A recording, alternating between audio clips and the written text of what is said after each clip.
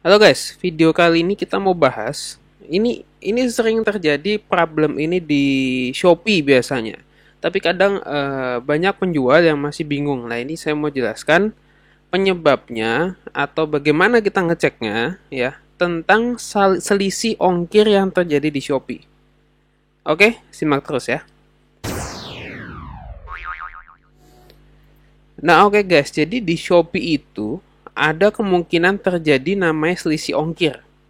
Ya, jadi kita udah ngasih ongkir misalkan harusnya sekilo, ongkirnya harusnya 15.000 ya, kalau sesuai dengan perkiraan kita. Tapi ternyata ongkirnya berubah. Ya, ongkirnya mungkin bisa jadi lebih mahal, harusnya 15 jadi 20.000 atau jadi 25. Nah, atau mungkin bisa jadi dua kali lipatnya. Mungkin bisa jadi harusnya 15 jadi 30. Nah, gimana cara ngeceknya dan apa penyebabnya kita mau bahas di video ini.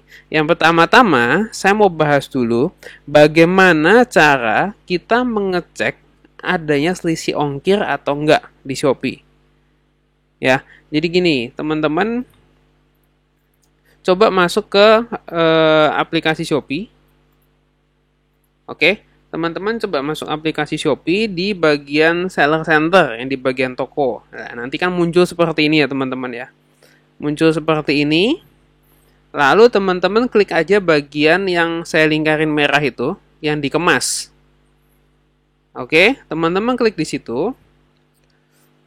Lalu nanti biasa di bagian atas ini ya, teman-teman kalau lihat kursor saya di bagian atas ini nanti kan ada tulisannya dikemas, dikirim, selesai, pembatalan, dan yang lain-lain kan. Teman-teman masuk ke bagian yang tulisannya selesai. Yang tabnya selesai. Ini seperti yang di mouse saya ini, di kursor saya. Ya, klik yang selesai. Nanti akan muncul transaksi-transaksi yang sudah selesai. Oke, lalu teman-teman klik salah satu. Ya, klik salah satu. Oke, klik salah satu transaksi aja. Oke, nanti akan muncul seperti ini teman-teman. Ya, muncul bagian atas itu produknya, alamatnya. Lalu teman-teman scroll ke bawah nanti muncul seperti ini. Ya, teman-teman scroll agak ke bawah muncul seperti ini. Ada status pengiriman, informasi pembayaran di sini. Oke, lalu nanti ada tulisan lihat rincian penghasilan. Ya, ini seharusnya sama, teman-teman juga ada. Teman-teman klik ini, lihat rincian penghasilan, diklik. Oke, habis diklik, teman-teman akan muncul seperti ini. Ya kan, akan muncul seperti ini. Lalu yang perlu teman-teman perhatikan adalah di bagian ini, subtotal ongkos kirim. Oke ya. Teman-teman perhatikan di sini. Oke, ini ada tulisannya ongkir dibayar pembeli. Itu 16, ongkos kirim yang diteruskan oleh Shopee kepada kurir itu adalah kenyataannya, ini aktualnya. Aktualnya itu cuma kepake 9.000. Berarti di sini ada selisih 7.000. Ya, teman-teman nanti perhatikan aja, ada yang ini tulisannya cuma 7.000 gitu.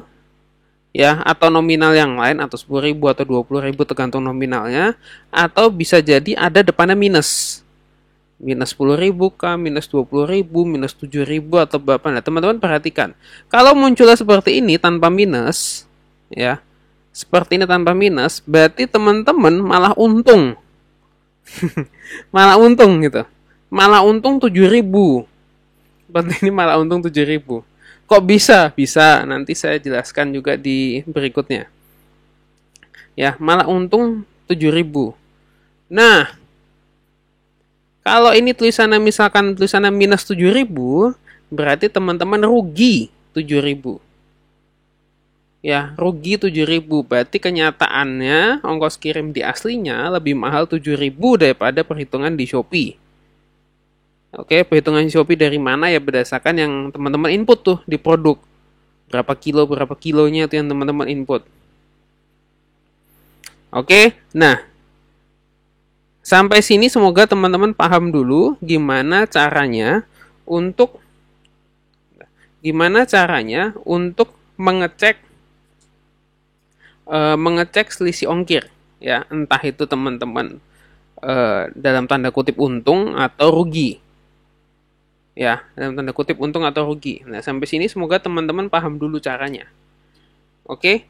Nah, setelah teman-teman tahu cara ini, ya, tahu cara ini, lalu saya mau bahas penyebabnya kenapa selisih.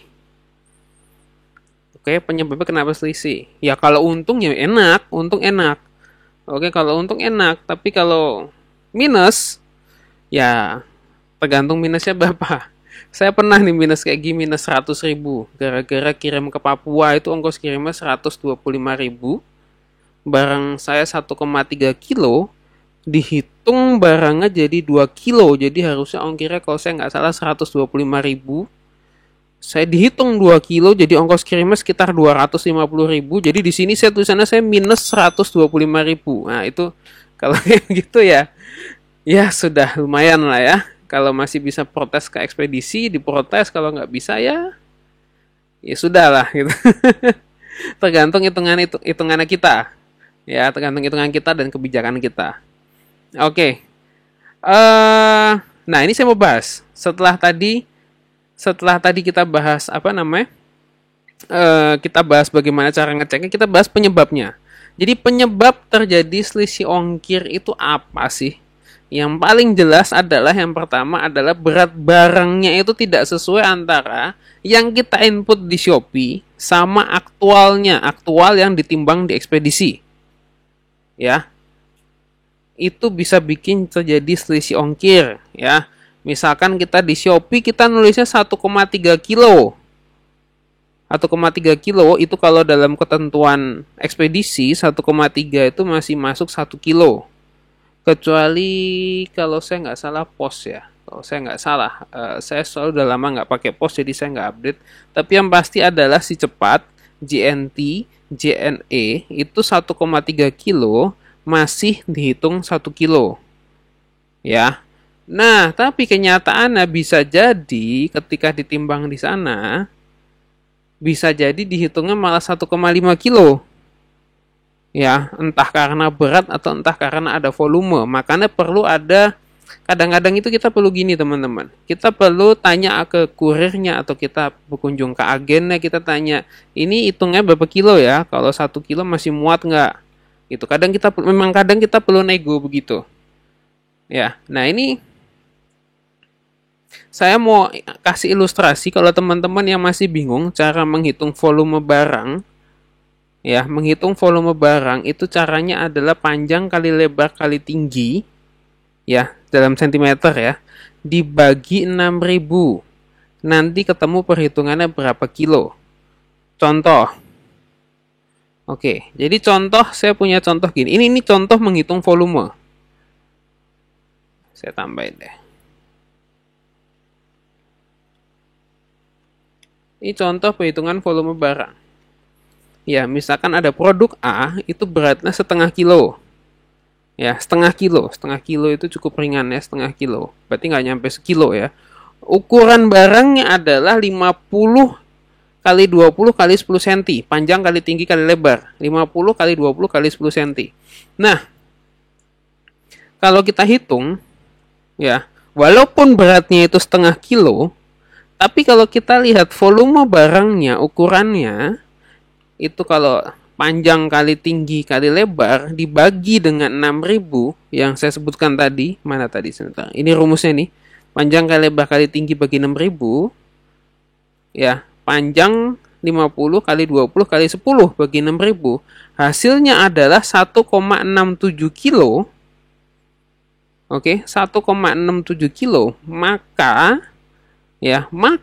yang dihitung adalah yang paling besar antara ini tadi setengah kilo dan 1,67 kilo. Yang diambil yang paling besar 1,67 kilo.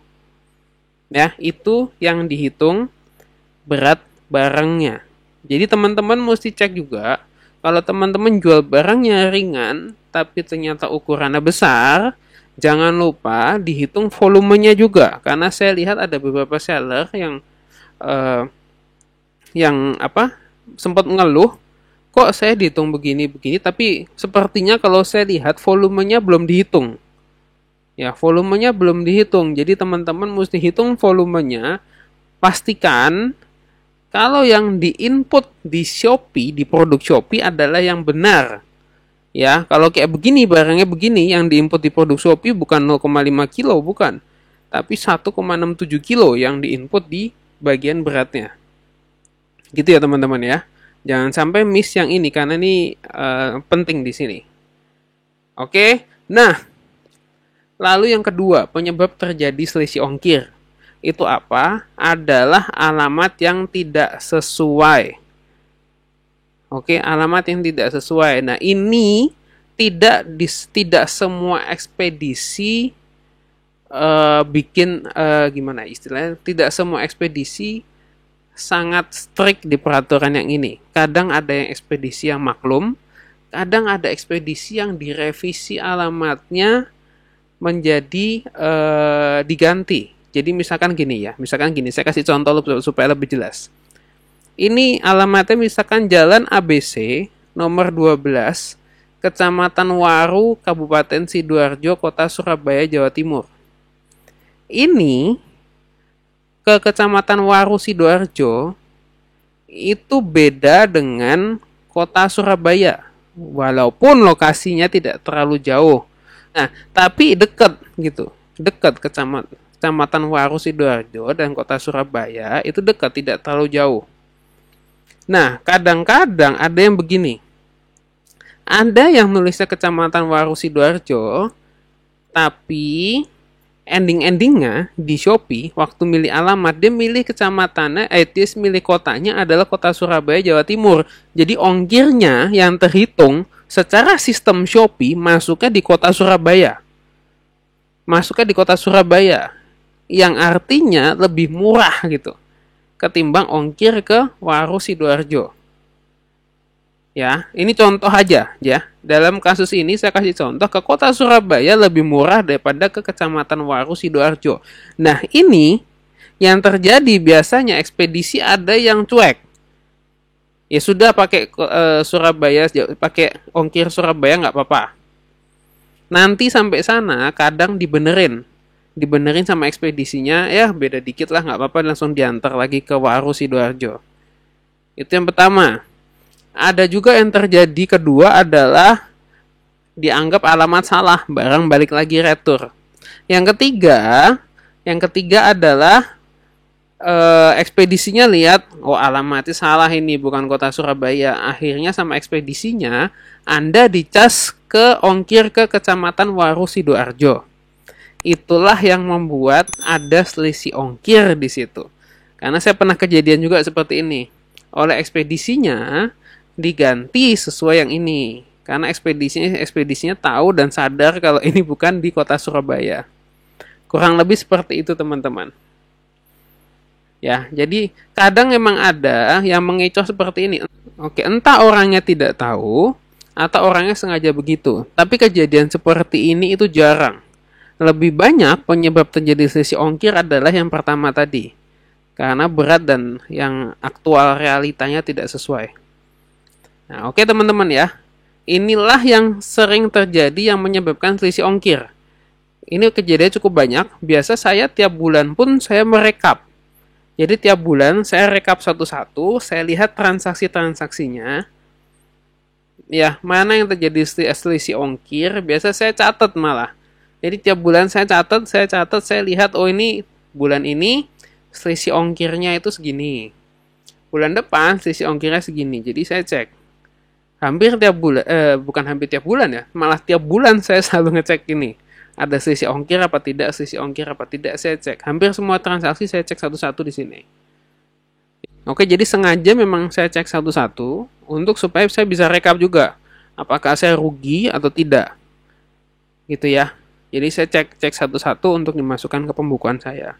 Nah, oke teman-teman, kurang lebih itu yang penyebab terjadi selisih ongkir dan cara mengeceknya. Semoga video ini bisa bermanfaat dan bisa menjawab pertanyaan teman-teman mengenai selisih ongkir yang mungkin ada yang sering kena gitu ya. Mungkin ada yang sering kena atau sering terjadi. Mungkin semoga video ini bisa menjawab pertanyaan teman-teman yang itu. Oke teman-teman, semoga video ini bisa bermanfaat. Jangan lupa subscribe kalau teman-teman suka dengan video ini, like dan share ke teman-teman lain yang membutuhkan. Oke, thank you teman-teman. Sampai jumpa di video berikutnya. Bye-bye.